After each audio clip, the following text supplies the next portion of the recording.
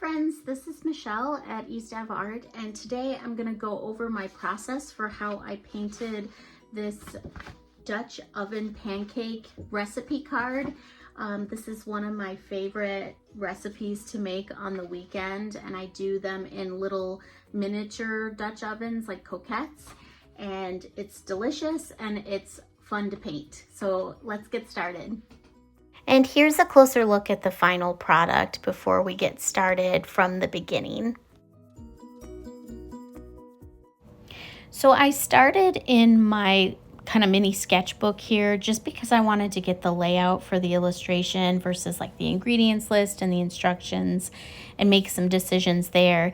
And then I went ahead and drew on tracing paper the Dutch oven and flipped it over, and I'm adding some pencil on the back of my illustration because I'm going to transfer this over to my watercolor paper. This is a really good strategy if you're like me and erase a lot. Watercolor paper does not do well with a lot of erasing. It's 100% cotton, which is what I'm working on, and it just doesn't react the same way as normal paper would.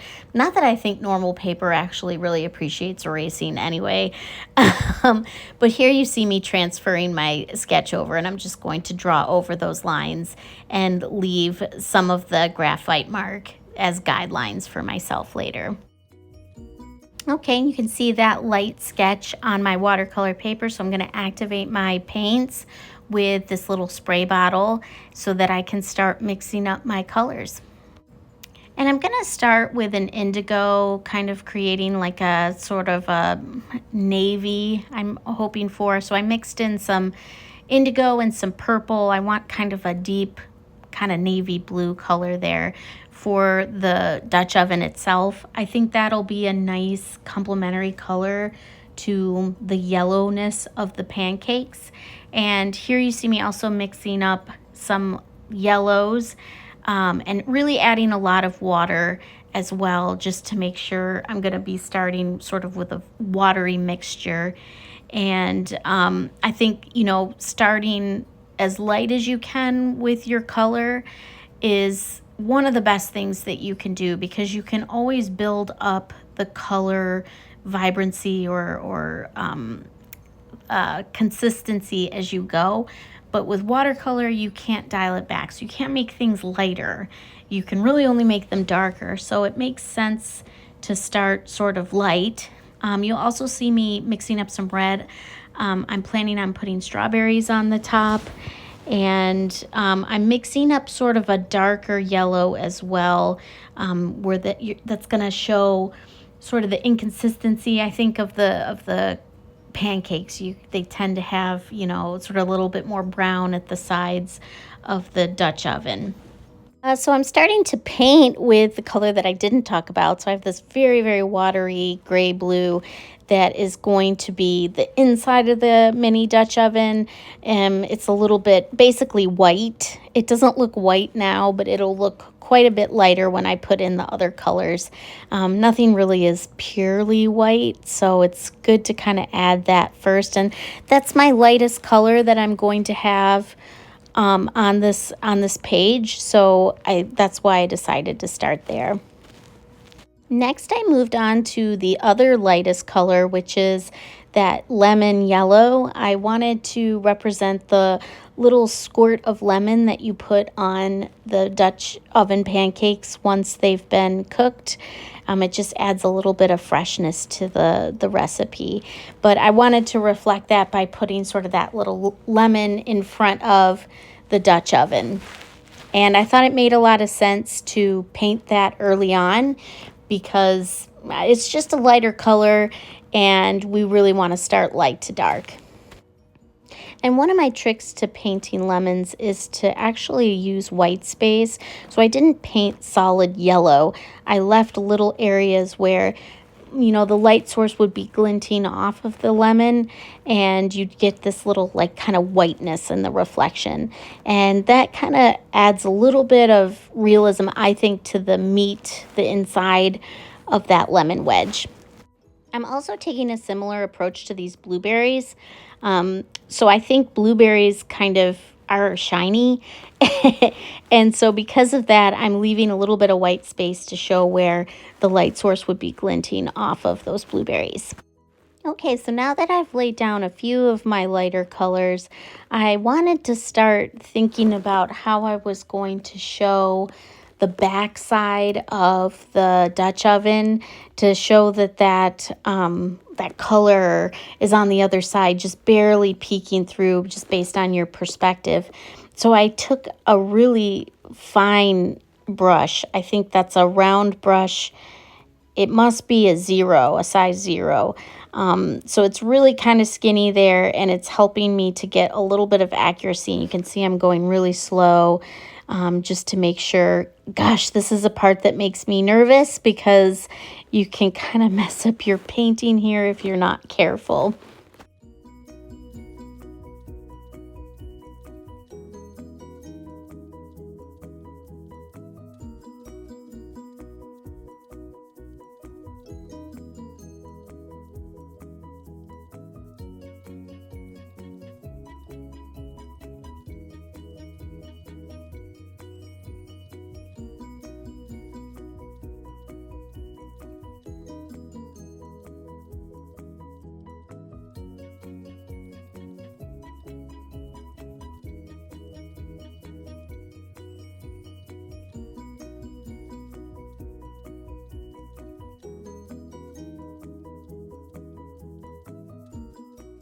So now I'm going to paint the base of my Dutch oven, and I can do that because the lemon and the blueberries that are close by and that you might potentially touch are already dried. Now, if the lemon wasn't dry, I would end up with sort of a muddy mess if those two colors combined, and maybe be greenish brown, definitely kind of a puke color. So always with watercolor, keep in mind that you want the paint that's like next to where you're painting to be completely dry, so you don't get any sort of blends that you don't want. Now, sometimes people do like to have blends, but this is like not the painting for that. It's not a loose painting, so you definitely want to make sure that you're painting in stages. So sometimes I'll take a break and work on another painting if I'm waiting for something to dry, or you can use a heating tool that you can get from an art store. I just use a blow dryer if I'm really impatient and I want to make sure something's dry. That works just as well too.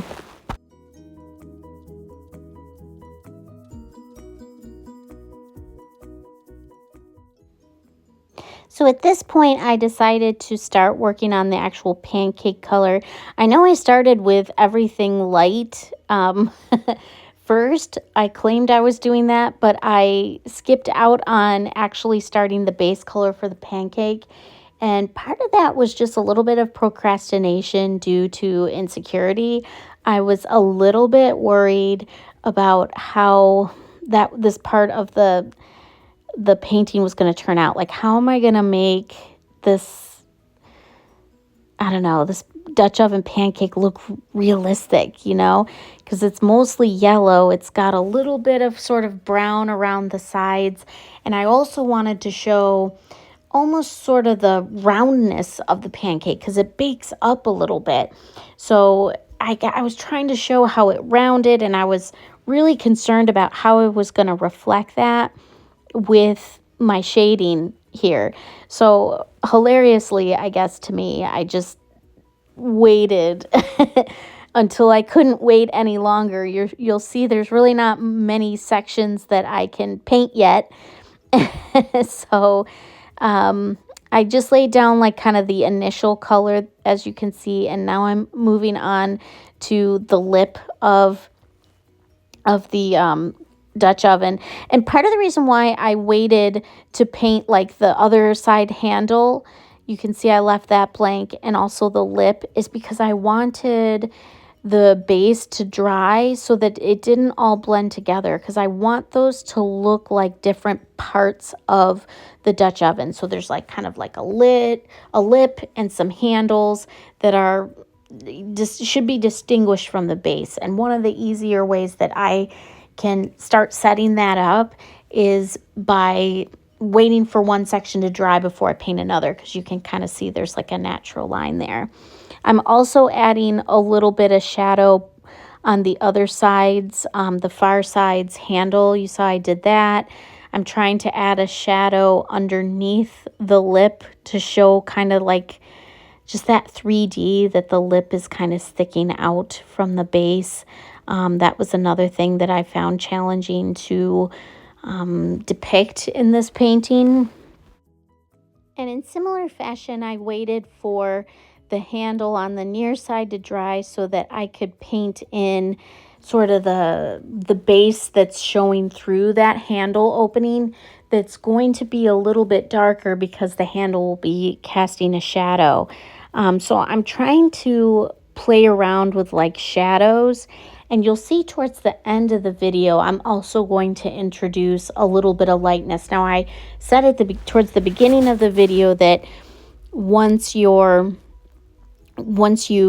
kind of gone too dark with watercolor, you can't, bring back, you can't add lightness. There is a trick. I like to use white gouache, which can cover up watercolor. And that's one of my strategies for adding reflection after I'm pretty much done with the painting. But, I'll come back to that at the end. Here I'm trying to, again, build up very, very slowly the shadow color, and just, I put a little bit of that brown down, and then I just take a clean brush and I scrub a little bit around there just to sort of lighten it up and smooth it out so it doesn't look super harsh. And I'm going to do the same thing with the shadow that the strawberries, which I haven't painted in yet, but those strawberries will be casting a shadow as well onto the pancake underneath them. So I'm trying to build that value up here as well. I had to wait for the pancake to dry before I could paint the strawberries on. And unfortunately, I forgot to hit play when I did that. But I tried to follow the same approach as with the strawberries as I did with the other fruit that's here. So, I want to have a little bit of white space to show any kind of reflection.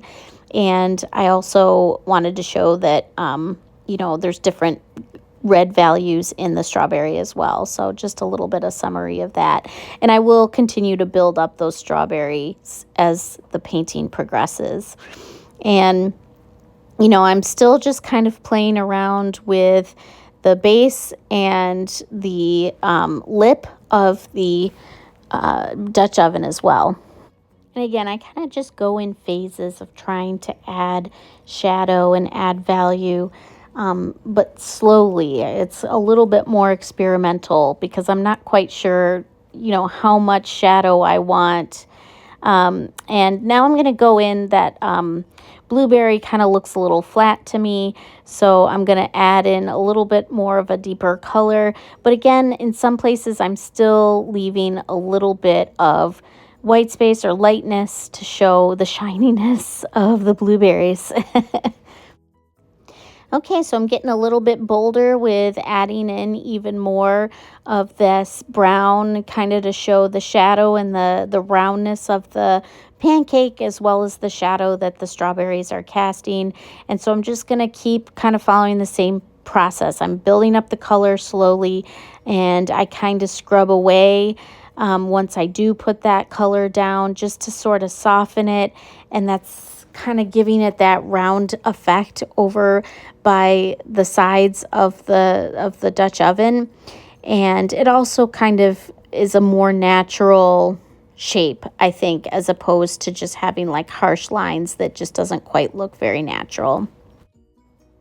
And in this section, I'm trying to build up the strawberry color, make that red a little bit more vibrant, but also maintaining the variation that you see in the fruit itself when you cut it up. At this point, I wanted to add a little bit of shadow underneath my lemon and blueberries and Dutch oven so that it looks like it's actually resting on the page. It has like kind of a physicality once you add the shadow. So I'm going back to my pancake and I'm adding in a darker color just to kind of show the shadow that you would see where the pancake has separated a little bit from the Dutch oven. And again, that's like making it seem like the pancake is something that's resting in the Dutch oven. So that's giving that depth, that little bit of shadow that gives it some measure, even though it's an illustration, a little bit of fun realism there.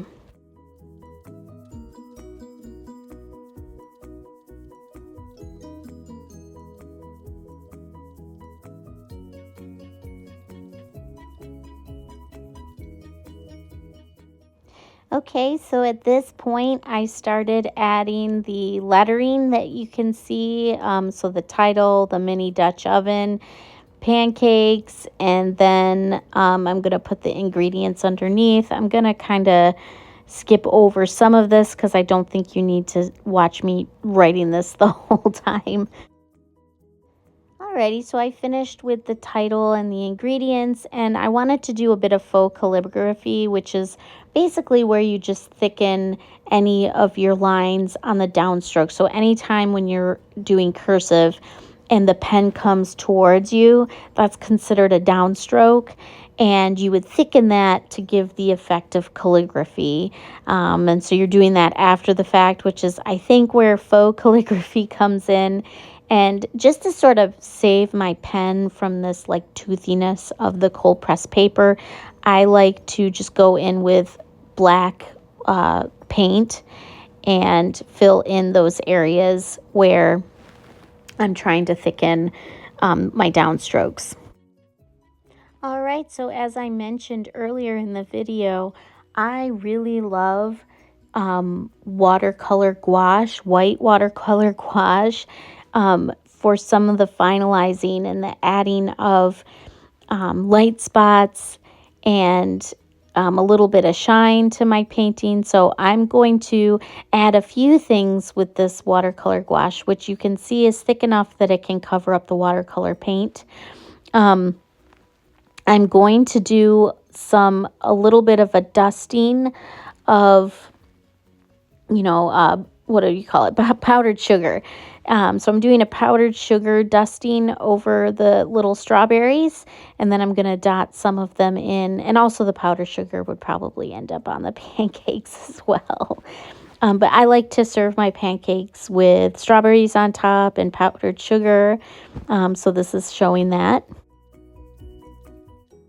And the other thing I'm using the gouache for is to add some highlights where there might be a little bit of reflection from the light on my Dutch oven, like for example on the handles and on the lid. And I also added some gouache onto my blueberries for good measure, just to sort of highlight the highlights that I had already planned for them, and a little bit on that lemon as well. So I'm just about done. I decided to put a little bit of yellow paint on the ingredients and instructions headings, just so those headings would stand out, just a little bit of visual interest in all of that text. And yeah, that's about everything. So I hope that you enjoyed this. I hope that you try making the pancakes. They're delicious, and you might even try creating the painting while you're at it. So thanks so much for watching, and please like and subscribe if you'd like to see more. Thanks.